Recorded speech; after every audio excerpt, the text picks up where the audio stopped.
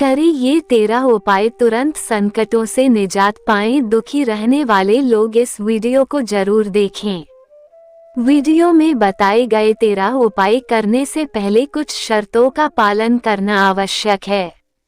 शास्त्रों के अनुसार इसके लिए 3 शर्तों का पालन करना जरूरी है। यदि आप शर्तों का पालन करते हैं तो ही वीडियो में आगे बढ़े। पहली शर्त ये कि किसी भी प्रकार का नशा नहीं करेंगे। दूसरी यह कि घर की स्त्रियों का पूर्ण सम्मान करेंगे। तीसरी यह कि खुद के बारे में और दूसरों के बारे में कुछ भी नकारात्मक न तो सोचेंगे और न बोलेंगे। यदि आप यह उपाय न भी करें तो अंतिम उपाय ही कर लेंगे तो 100% आपके अच्छे दिन शुरू हो जाएंगे। मंदिर, दरगाह, बाबा, ज्योतिष, गुरु, देवी देवता आदि सभी जगहों पर भटकने के बाद भी कोई शांति और सुख नहीं मिल रहा और संकटों का जरा भी समाधान नहीं हो रहा हो, साथ ही मृत्यु तुल्य कष्ट हो रहा हो, तो आप आजमाएं हमारे द्वारा बताए गए 13 ऐसे उपाय, जिन्हें करने से तुरंत ही मिलेगा आपको सभी कष्टों से छुटकारा।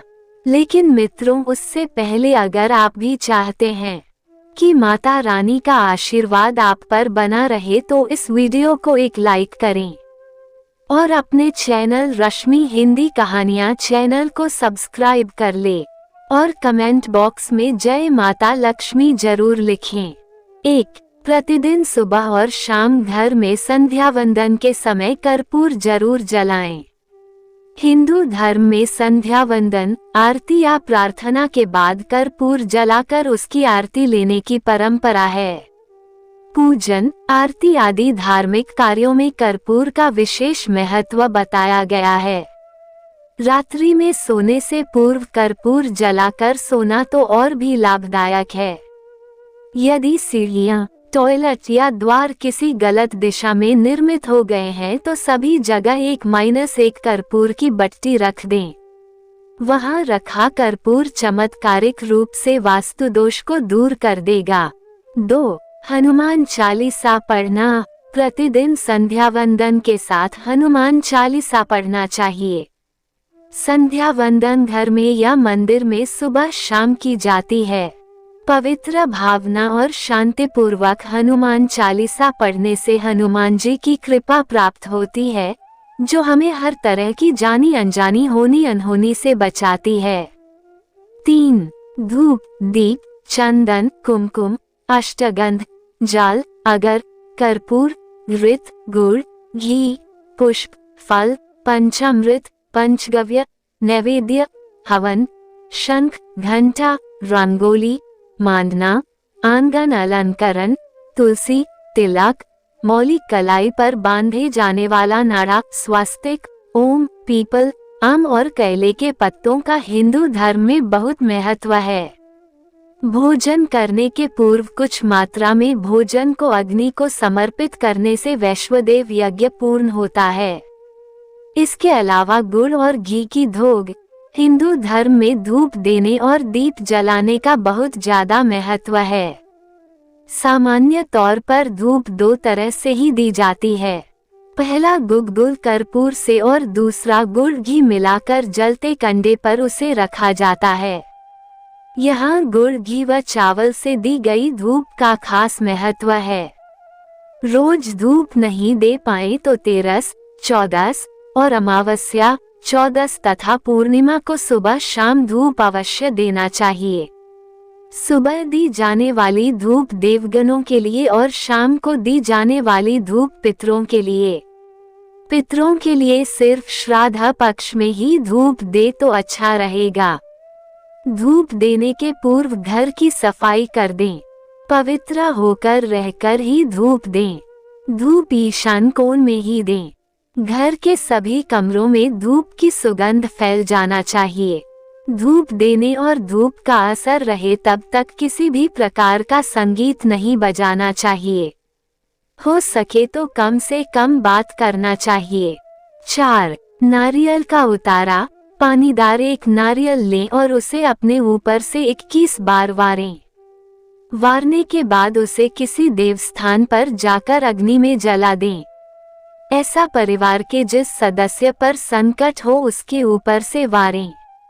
उक्त उपाय किसी मंगलवार या शनिवार को करना चाहिए। 5 शनिवार ऐसा करने से जीवन में अचानक आए कष्ट से छुटकारा मिलेगा।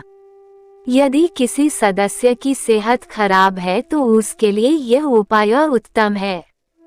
5 प्रति गुरुवार को मंदिर जाएं।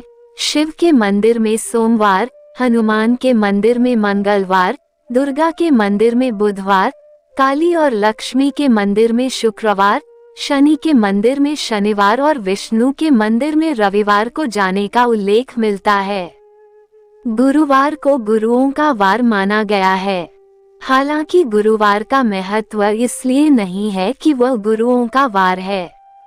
दरअसल रविवार की दिशा पूर्व है किंतु गुरुवार की दिशा ईशान है। ईशान में ही सभी देवताओं का स्थान माना गया है, इसलिए जो व्यक्ति गुरुवार को मंदिर जाता है वह सभी देवताओं को प्रसन्न करता है। देवताओं के गुरु बृहस्पति हैं। इस दिन मंदिर जाने का महत्व अधिक है। दोनों में गुरुवार को प्रथम माना गया है। प्रतिदिन मंदिर जाने से सकारात्मक भावना का विकास होगा और यह आपके मन और मस्तिष्क के लिए जरूरी है। ये भावना कई तरह के संकटों से बचा लेती है। 6 पूर्णिमा और अमावस्या। मान्यता के अनुसार कुछ खास दिनों में कुछ खास कार्य करने से बचना चाहिए। खास कार्य ही नहीं करना चाहिए बल्कि अपने व्यवहार को भी संयमित रखना चाहिए। जानकार लोग तो ये कहते हैं कि प्रतिपदा, 11, 13, 14, पूर्णिमा, अमावस्या, चंद्र ग्रहण, सूर्य ग्रहण उक्त 8 दिन पवित्र बने रहने में ही भलाई है, क्योंकि इन दिनों में देव और असुर सक्रिय रहते हैं। इसके अलावा सूर्योदय के पूर्व और सूर्यास्त के बाद भी सतर्क रहने की जरूरत है। सूर्यास्त के बाद दिन अस्त तक के काल को महाकाल का समय कहा जाता है। सूर्योदय के पहले के काल को देवकाल कहा जाता है। उक्त काल में कभी भी नकारात्मक बोलना या सोचना नहीं चाहिए, अन्यथा वैसा ही घटित होने लगता है। 7 प्रचलित मान्यता के अनुसार आपको आपके पितर और देवता सुन रहे हैं। आप जो कुछ भी बोलते हैं वह आवाज या ध्वनि विद्यमान रहती है। आपके बोलने का असर होता है। देवता उनके साथ है जो सच बोलते और वादा निभाते हैं। बहुत से लोग अपने स्वार्थ के लिए या निष्प्रयोजन झूठ बोलते रहते हैं। वे हर वक्त झूठी कसम खाते रहते हैं। उनमें भी वे लोग अपराधी हैं जो कसम खाकर, झूठ बोलकर और धोखा देकर अपना माल बेचते या व्यापार करते हैं। बहुत से लोग कई तरह का वादा करके मुकर जाते हैं। यदि आप में इस तरह की आदत है तो इसे सुधारना जरूरी है, अन्यथा आपकी प्रार्थनाओं और कामनाओं का कोई महत्व नहीं। 8 गाय, कुत्ते, चींटी और पक्षियों को भोजन खिलाएं। वृक्ष, चींटी, पक्षी, गाय, कुत्ता, कौवा, अशक्त मानव आदि प्राणियों के अन्न जल की व्यवस्था करने से इनकी हर तरह से दुआ मिलती है। इसे वेदों के पंचयज्ञ में से एक वैश्वदेव यज्ञ कर्म कहा गया है। ये सबसे बड़ा पुण्य माना गया है। कछुओं और मछलियों को नित्य आटे की गोलियां खिलाएं और चींटियों को भुने हुए आटे में बूरा मिलाकर बनाई पंजीरी खिलाएं। तारांकन प्रतिदिन कौवे या पक्षियों को दाना डालने से पितरी तृप्त होते हैं। तारांकन प्रतिदिन चींटियों को दाना डालने से कर्ज और संकट से मुक्ति मिलती है। तारांकन प्रतिदिन कुत्ते को रोटी खिलाने से आकस्मिक संकट दूर रहते हैं। तारांकन प्रतिदिन गाय को रोटी खिलाने से आर्थिक संकट दूर होता है। 9 अगर किसी मानसिक कलह, तनाव या परेशानी से जूझ रहे हैं तो शुक्रवार के दिन मां कालिका के मंदिर में जाकर उनसे अपने द्वारा किए गए सभी जाने अनजाने पापों की क्षमा मांग लें और फिर कभी कोई बुरा कार्य नहीं करने का वादा कर लें। ध्यान रहे, वादा निभा सकते हो तो ही करें, अन्यथा आप मुसीबत में पड़ सकते हैं। यदि आपने ऐसा 5 शुक्रवार को कर लिया तो तुरंत ही आपके संकट दूर हो जाएंगे। 11 या 21 शुक्रवार कालिका के मंदिर जाएं और क्षमा मांगते हुए अपनी क्षमता अनुसार नारियल, हार, फूल चढ़ाकर प्रसाद बांटें। माता कालिका की पूजा लाल कुमकुम, अक्षत, गुड़हल के लाल फूल और लाल वस्त्र या चुनरी अर्पित करके भी कर सकते हैं। भोग में हलवे या दूध से बनी मिठाइयों को भी चढ़ा सकते हैं। अगर पूरी श्रद्धा से माँ की उपासना की जाए तो आपकी सारी मनोकामनाएं पूर्ण हो सकती हैं। अगर माँ प्रसन्न हो जाती हैं, तो माँ के आशीर्वाद से आपका जीवन बहुत ही सुखद हो जाता है। 10. जल अर्पण। एक तांबे के लोटे में जल लें और उसमें थोड़ा सा लाल चंदन मिला दें। उस पात्र को अपने सिरहाने रखकर रात को सो जाएं। प्रातः उठकर सबसे पहले उस जल को तुलसी के पौधे में चढ़ा दें। ऐसा कुछ दिनों तक करें। धीरे धीरे आपकी परेशानी दूर होती जाएगी। 11. हनुमान जी को चढ़ाएं चोला। 5 बार हनुमान जी को चोला चढ़ाएं तो तुरंत ही संकटों से मुक्ति मिल जाएगी। इसके अलावा प्रति मंगलवार या शनिवार को बड़ के पत्ते पर आटे का दिया जलाकर उसे हनुमान जी के मंदिर में रखाएं। ऐसा कम से कम 11 मंगलवार या शनिवार को करें। 12. शनिवार को एक कांसे की कटोरी में सरसों का तेल और सिक्का, रुपया पैसा डालकर उसमें अपनी परछाई देखें और तेल मांगने वाले को दे दें या किसी शनि मंदिर में शनिवार के दिन कटोरी सहित तेल रखकर आ जाएं।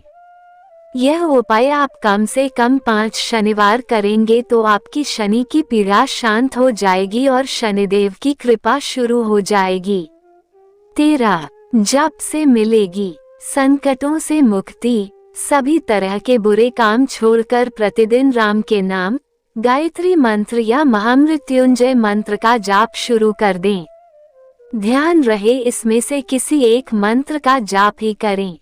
कम से कम 43 दिनों तक लगातार इसका जाप सुबह और शाम नियम से करें।